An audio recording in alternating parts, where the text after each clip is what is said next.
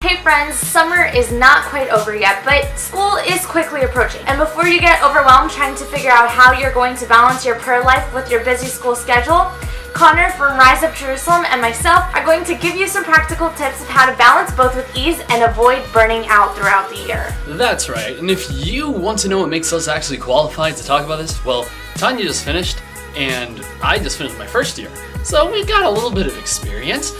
Let's get started. The first tip, schedule out your prayer time. It's the easiest way to commit yourself to daily prayer, and you can't say you didn't pray because you didn't have time, because you scheduled it in. I found that the easiest thing to do was schedule it in week by week because those last minute activities always pop up. Schedule your classes, your prayer, all your activities, everything in either a physical planner, I heard Blessed Is She has some pretty awesome ones, or in Google Calendar for those of us who have our phones on us all the time. Either way, once you have it all written down, you know that you've made that time for God, and you're not as likely to bail on prayer because you don't want to be standing God up. I cannot stress this enough. It's so important to go to a holy hour at least once a week. Spend that time with your man, Jesus. You're going to be spending time with friends? Well, make sure you're spending time with Jesus.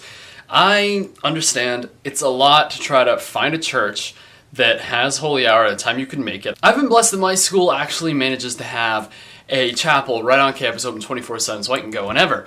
Because of that, if you can find a church that is open 24/7 adoration, or if your school does have an adoration chapel that you can go to, I'm telling you, 2 a.m. holy hours are the bomb diggity. Nobody else is in there, so you can really do whatever you want, prayerfully, of course. You know, if you want to sing, if you want to talk out loud to Jesus, any of that, it works. But that 2 a.m. holy hour, or just a holy hour in general, is really going to make a lot of a difference for you, because then you're like, here's my time with Jesus.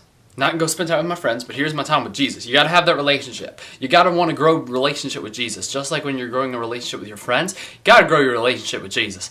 I don't know why I just turned into a Texas man, but grow that relationship with Jesus. Get creative by combining your prayer and school life. We tend to separate the two, but you can use the downtime during school hours to pray, or offer up the sufferings of your studies. Instead of looking at your phone on the way to class, pray a couple of Hail Marys. It can even be as simple as thanking God for the beautiful day. I hated reading my textbooks, so I offered every single page I had to read for a special intention. Not only does that motivate you to study, but it also helps you pray throughout the day. So when I first started my prayer life in college and got it all mapped out, I was like, I'm going to go to confession once a week, go to mass every single day, and then school got hard and I was unable to do that. Because of this, I would highly recommend making sure that you make a very, very attainable goal. Even if that goal is just once a day, sometime you're going to pray the rosary, or in the morning, you're praying the liturgy of the hours before you get out of your bed. You know, something really simple, or, you know, before you go to bed, I'm going to pray night prayer. Night prayer takes like 5 minutes. That's not that big of a deal. Or every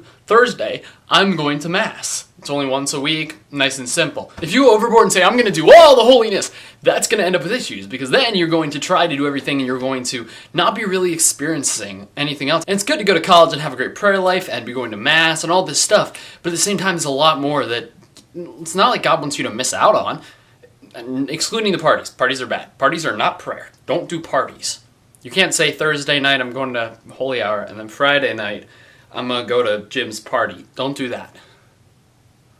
If you're in sin, go to confession. Continue to remind yourself that your job right now, better yet, your vocation, is to be a student. It is so easy to want to spend your time solely focusing on your ministries, especially as a college student, or hanging out with your friends and having a praise and worship session when you know you should be maybe working on a group project. But if you weren't a student, you wouldn't be having these opportunities to do these things. So you have to remember not to let school fall. You also need a job after school, and you need a degree to get that job. So school's pretty important, and I'm telling you, God will use everything that you learn in school, so you better learn it well. That's all for today's video. We hope these things that we've learned will help you in this new school year. Be sure to check out Connor's channel and subscribe to him. He's got a pretty awesome Catholic t-shirt collection. You can see them in his videos. And as always, know that we are praying for you.